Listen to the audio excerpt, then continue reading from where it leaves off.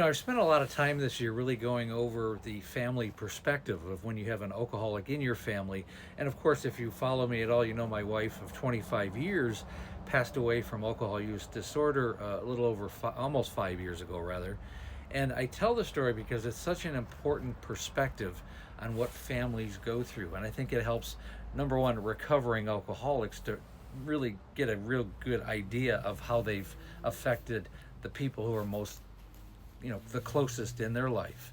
Also, active alcoholics, to make them realize that yeah, you're not just affecting yourself, you're affecting everybody that you come in contact with, and certainly the people in your life. And our relationships really should be the most important things in our life: our family, our good friends, our acquaintances.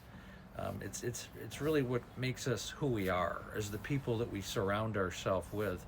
And I always think it's important for active alcoholics to understand the circle of friends that they keep is a massive influence on them. And certainly if you're a kid, 13 to 20, and you're trying to figure this out, and everybody around you is drinking, and you have this peer pressure, and you've had some trauma, and maybe you have a hereditary background, well, it's not a good road to start life in. And I hope that comes across, even though most of my audience is certainly over 18, to say the least.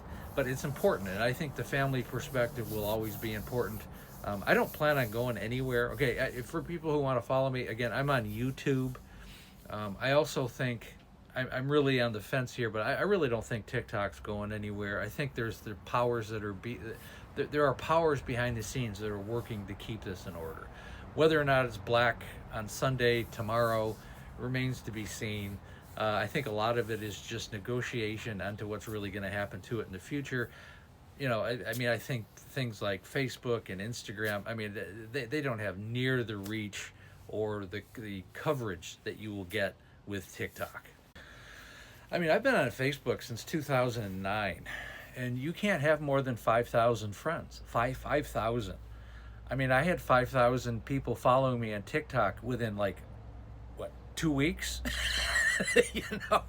And I've only been on here about a year, and I've have over 100,000. I'm just really starting to really build it. So it's sad if it does go away. I don't think it is. I think it might go black. I think there's just a lot of negotiation. I'm concerned, yes, but I think with the new administration, and I'm not a huge fan of the administration coming in, to be honest with you. I'm not really a political animal, but I think 80-year-old men who run the country and senators, they don't really have a grasp of the younger generations in apps like this. They're still stuck in the AOL world, I think. They're still stuck in 2005, and we've long since passed that. And the people who make the rules are very antiquated in their thinking processes. The questions that they asked the CEO of TikTok, it's almost laughable. It's like, or the questions that they asked Zuckerberg when he was in front of Congress. It's laughable. They don't get it. Like, how do you make money? We run ads, Senator. Or it's just laughable how out of touch the people who run this country are, and it's sad because it hurts a lot of people. And this whole TikTok thing is completely political. Make no mistake, it has nothing to do about China. Zuckerberg takes more information than China ever does. I would trust them over frickin' Zuck anyways. But enough of that rant. I'm on YouTube, and I don't know if I'm gonna do the Red Book thing or whatever the hell it is. I don't know if I want to do a Chinese app. I may or may not be over there, but I want to find something that's similar to TikTok, and I hope above all that TikTok remains in place for a long time to come. And this is the 18th of January, and I'm probably gonna go live tonight, 6 o'clock, or I'll probably go a little earlier, maybe 5 o'clock Pacific Standard Time, which would be about 8 o'clock Eastern Standard Time. So I may do one last live on a Saturday. What the heck? If you're watching this, check out tonight. And hopefully, if it's up on Sunday, I'm gonna go live on Sunday too.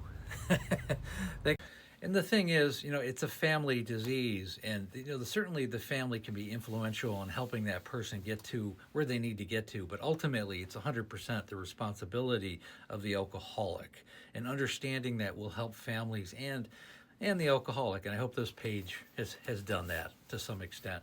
And again, Amanda's memoir is called Amanda: A Cautionary Tale of Alcoholism. I think it was the story of my wife's decline over a couple of decades, and ultimately she succumbed almost 5 years ago.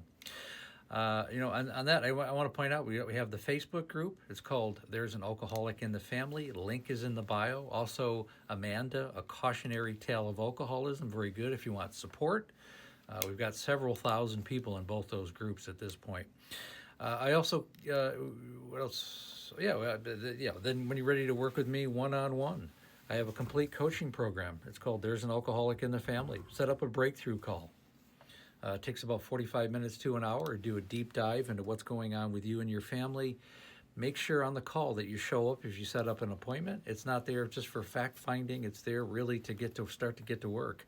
The call is free. The course is definitely not, but it's not much more than the deductible is going to a rehab facility. And I have 100% success rate. There's nobody that hasn't made a huge leap in their life and in their life of their family. So I hope that helps. Talk to you soon. Thanks so much for listening.